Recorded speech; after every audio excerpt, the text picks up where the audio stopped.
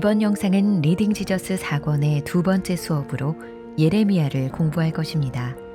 절망적인 상황에서 예레미야가 전하는 소망의 메시지와 함께 새 언약을 통해 베푸시는 하나님의 주권적인 은혜에 대해 함께 알아보도록 하겠습니다. 예레미야는 유다 왕 요시야 때부터 마지막 왕 시드기야 때까지 멸망하는 왕국의 내리막을 지켜보았습니다. 유다 민족의 음란과 행악이 극에 달하자 하나님께서는 예레미야를 부르셔서 심판의 말씀을 선포하게 하십니다. 예레미야는 시간순이 아닌 주제에 따라 기록된 책으로 이사야처럼 크게 두 부분으로 나누어 볼 수 있습니다. 먼저 1장부터 25장까지의 전반부는 심판을 주제로 다루고 있고 26장부터 52장까지의 후반부는 장래의 희망에 초점을 맞추고 있습니다. 특별히 예레미야에는 새 언약이 등장합니다.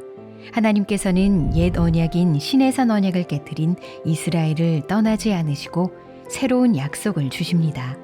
그리고 이 새 언약을 통해 이스라엘과의 관계를 회복하고자 하십니다.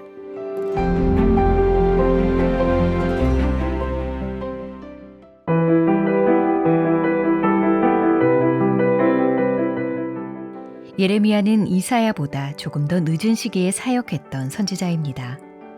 8살의 나이에 왕위에 오른 요시야는 조부 므낫세와 아버지 암몬에게서 잘못된 길에 빠진 유다 왕국을 물려받았습니다. 그러나 요시야는 선조들의 길을 따르지 않고 신실하게 하나님을 섬기면서 개혁을 일으킵니다. 이방 종교의 우상들과 산당을 제거하며 종교 개혁을 실행한 것이죠. 요시야는 성전을 수리하던 중 율법책을 발견하게 되는데 이 율법책의 발견은 곧 제사의 개혁으로 이어지고 6월절이 국가기념일로 지정됩니다. 개혁을 단행하며 유다를 이끌었던 요시야는 애굽 왕과의 전투 중에 죽게 됩니다. 그 뒤를 이어 여호아하스가 왕이 되지만 그도 애굽에 의해 폐위당하고 말죠.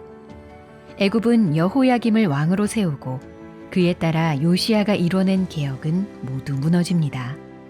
여호야김 이후 즉위한 여호야기는 바벨론으로 추방당하고 마지막 왕으로 세워진 시드기야마저 바벨론으로 끌려가게 됩니다.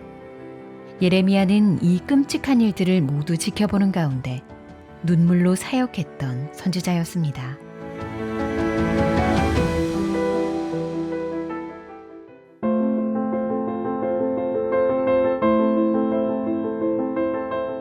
예레미야 1장은 예레미야가 잉태되기도 전에 여호와께서 그를 선지자로 세우셨다는 강렬한 부르심으로 시작합니다. 예레미야는 부르심 가운데 두 가지 환상을 보는데 첫 번째는 살구나무까지 환상입니다. 살구나무를 가리키는 히브리어 원어에는 지켜보다라는 뜻이 있습니다. 살구나무는 가장 먼저 꽃을 피움으로써 봄이 오는 것을 알렸는데 새로운 계절을 알리는 이러한 신호를 주목하듯 여호와께서 주의 깊게 지켜보시는 가운데 자신의 말씀을 곧 성취하실 것이라는 의미의 환상이었습니다.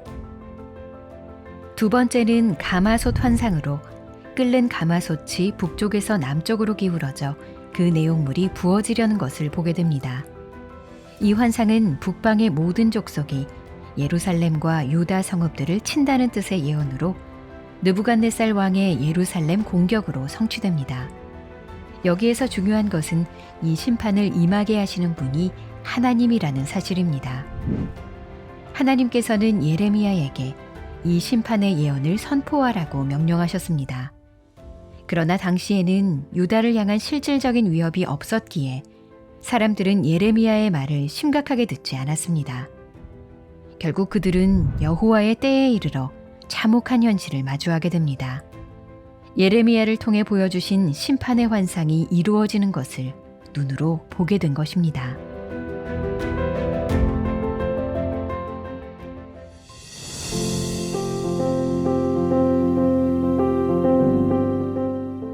예레미야는 여러 거짓 선지자들을 만났는데 그 가운데 하나냐라는 자가 있었습니다. 예레미야와 하나냐는 서로 다른 예언을 합니다. 예레미야는 유다와 주변 나라들이 곧 바벨론을 섬기게 될 것이라고 예언하며 유다 왕 시드기야에게도 바벨론에 저항하지 말라고 말합니다. 예레미야는 하나님의 메시지를 상징적으로 보여주기 위해 직접 자기 목에 멍에를 메었죠.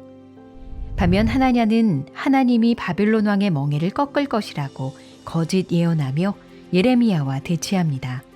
그러나 그의 예언은 하나님으로부터 온 것이 아니었습니다. 예레미야는 듣기 좋은 희망의 예언만 하지 않았습니다. 심판과 절망의 예언도 하나님께서 주시는 그대로 선포했습니다. 원망과 비난을 받으면서도 참된 선지자로서 성실하게 사역을 수행했던 것입니다.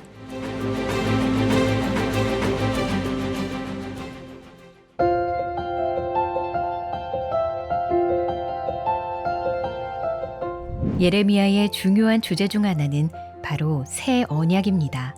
본문 31장 31절에서 34절에 기록된 새 언약은 하나님께서 시내산에서 백성과 맺으셨던 언약과는 전혀 다른 언약입니다. 새 언약은 관계가 깨졌을 때 저주가 임하는 옛 언약과 달리 하나님께서 백성들을 내면에서부터 변화시킵니다. 하나님의 법을 그들의 마음에 기록하여 새기심으로 그들을 안으로부터 새롭게 만들어 가시는 것이죠. 새 언약을 세우시는 하나님께서는 백성들의 죄를 용서하실 뿐만 아니라 더 이상 그들의 죄를 기억하지 않으십니다. 그러나 동시에 새 언약은 시내산 언약의 성취입니다. 시내산 언약에서 순종에는 복, 불순종에는 저주라는 조건적인 복이 약속됐던 반면 새 언약에서는 하나님의 은혜와 긍휼로 복을 누리게 됩니다. 어떻게 이런 일이 가능한 것일까요? 우리는 신약 성경에 와서야 비로소 새 언약을 이해하게 됩니다. 새 이스라엘로 오신 예수님의 신실하신 순종이 새 언약을 가능하게 한 것입니다. 이 잔은 내 피로 세우는 새 언약이니 곧 너희를 위하여 붓는 것이라.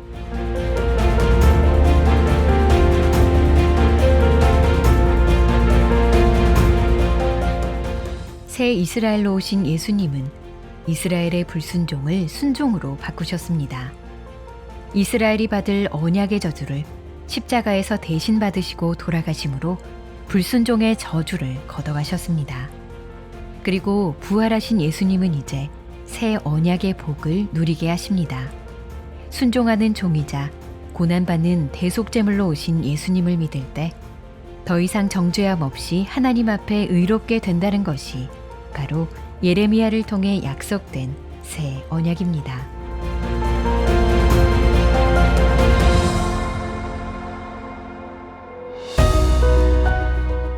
다음 영상은 리딩 지저스 4권의 세 번째 수업으로 에스겔서를 공부할 것입니다.